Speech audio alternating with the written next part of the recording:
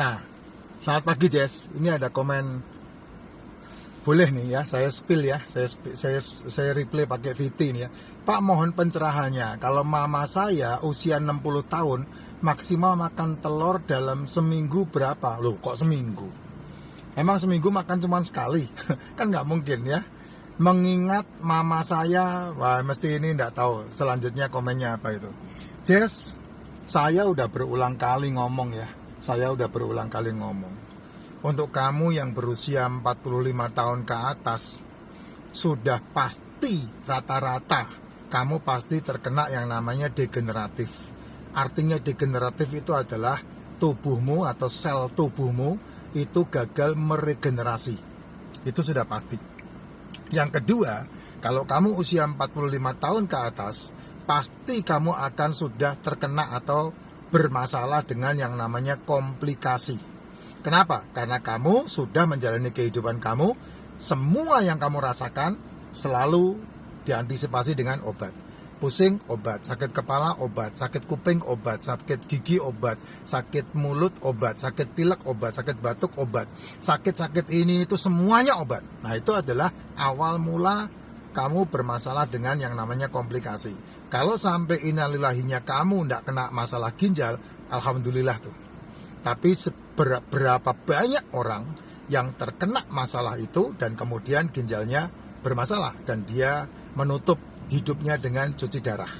Sehingga kerja 20 tahun ludes habis di ranjang termahal di muka bumi. Kamu hanya kerja untuk store. Ya, yang ketiga itu masalah metabolik. Nah, masalah metabolik itu adalah masalah-masalah yang berhubungan dengan orang-orang yang mengalami komplikasi, orang-orang yang mengalami degeneratif, dan sel-selnya tidak mendapat asupan makanan yang benar. Selama bertahun-tahun kamu melakukan atau menjalani kehidupan kamu. Sehingga bermasalah. Orang yang punya masalah jantung itu metabolik. Orang yang punya masalah kanker itu metabolik. Dan ujung-ujung semua dari penyakit-penyakit yang tadi saya sebutkan, itu masalahnya adalah masalah metabolik. Makanya disebut sebagai metabolic syndrome, termasuk diabetes. Nah, Jess, kalau kamu mau tarik mundur ya, apa yang tadi saya sebutkan, awal muasalnya itu adalah masalah pola makan. Tubuhmu ini punya siklus, tidur punya siklus, makan pun ada siklusnya. Nah, makan yang tidak sesuai dengan siklus tubuh, maka itu terjadi seperti yang kamu masalahkan itu. Nah, yang paling gampang, yang paling baik adalah ketika kamu berusia 45 tahun, saya pribadi menganjurkan pangkas tepungnya, pangkas gulanya, pangkas nasinya, pangkas gorengan-gorengannya. Kalau perlu buang. Kenapa? Karena anjuran saya makan telur, makan daging, makan seafood, makan ikan. 4 poin ini kalau kamu masak sudah mengandung gula. Artinya sudah ada unsur karbonnya karena dimasak. Nah, itulah sebabnya yang terbaik untuk kamu. Nah, usia mamamu baru 60 tahun, mamaku loh 76 tahun, satu hari bisa 10 telur. Paling sedikit dia makan 3 telur. Tapi nasi dikurangi jauh, karena orang-orang zaman dulu tidak makan nasi. Nasi dia makan cuma 1 sendok. Tapi ngegado makanan, ngegado lauk pauk, itu 1 harian. Tapi diawali paginya minum racikan makcin dan tidak sarapan. Dia makan mulai dari jam 10, makan telur. Nah, kalau jam 1 sampai jam 7 malam, itu waktu kamu makan silahkan disesuaikan. Tapi sekali lagi, aman kalau kamu usia 45 tahun ke atas, pangkas yang berhubungan dengan nasi, tepung, gula, gorengan. Pangkas. Bukannya tidak boleh ya, boleh. Kalau kamu mau makan boleh, itu kan mulut-mulutmu. Lambung-lambungmu, usus-ususmu. Saya tidak peduli dengan apa yang kamu mau lakukan kan. Itu hakmu. Tapi kalau kamu mau sehat, ya mau tidak mau itu. Ya, mau tidak mau itu. Karena apa? Karena pasti makananmu, gulanya pasti berlebih. Gula itu bukan gula manis, Jess. Gula itu nasi itu gula. Singkong itu gula. Tepung itu gula. Kentang itu gula. Nasi merah itu gula. Sayur itu gula. Buah itu gula. Ya, cuman beda jenis gulanya aja. Yang satu diolah menjadi glukosa, kalau sayur itu sakrosa, kalau buah itu fruktosa. Tubuh butuh hanya sedikit banget kalau itu. Sebetulnya dari makanan telur, ikan, daging yang kau masak itu sudah mengandung gula. Jadi tidak perlu ditambah-tambah yang lain lagi. Nah, kalau kamu mau menjalankan itu, ditambah sedikit exercise, ditambah sedikit latihan, olahraga, jalan kaki, ya, berlari, naik turun tangga, nge-gym itu lebih bagus lagi karena ototmu pasti akan makan lebih banyak sisa-sisa kalori yang tersisa sehingga kamu lebih sehat gitu. Nah, paling banyak berapa? Jangan takut sama kolesterol. Kolesterol itu aman. Tubuhmu itu butuh kolesterol banyak banget. Otakmu saja memakan 30% dari yang liver ciptakan.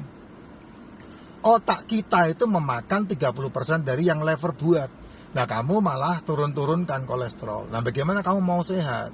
Ya, hati-hati loh. Edukasi masalah kesehatan itu ujungnya mesti farmasi. Nah, kamu mau diedukasi untuk makan farmasi atau kamu mau diedukasi untuk makan makanan yang menjadi obat atau obat menjadi makanan. Nah, itu pilihannya ada di kamu.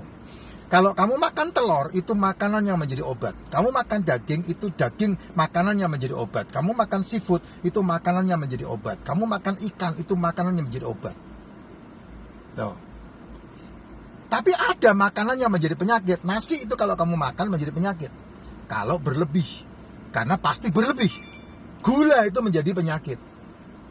Edukasinya bisa dibalik. Nah, tergantung kamu mau yang mana. Ya, kamu mau yang mana? Kamu mau menjadikan obat menjadi makananmu atau kamu mau menjadikan makananmu obat? Nah, itu kebalikan. Kelompoknya gampang banget. Nasi, tepung, gula, gorengan. Atau telur, ikan, daging, seafood. Nah, yang mana? Kalau telur, ikan, daging, seafood yang kamu makan akan menjadi obat itu. Makanan ini menjadi obat. Tapi kalau nasi, gula, gorengan, tepung, gorengan, itu akan menjadikan obat menjadi makananmu. Nah, itu pilihannya ada di kamu. Makanya, yang satu harus dilakukan, yang lain tidak boleh diabaikan. Gitu.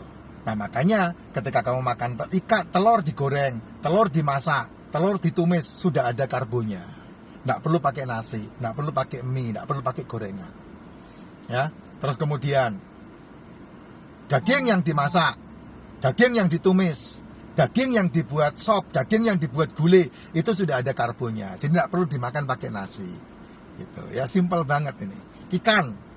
Ikan yang dimasak, ikan yang digoreng, ikan yang ditumis, ikan yang dibuat bumbu, dimasak bumbu, itu sudah ada karbonnya. Makanya digado lebih bagus, lebih sehat. Demikian juga dengan seafood.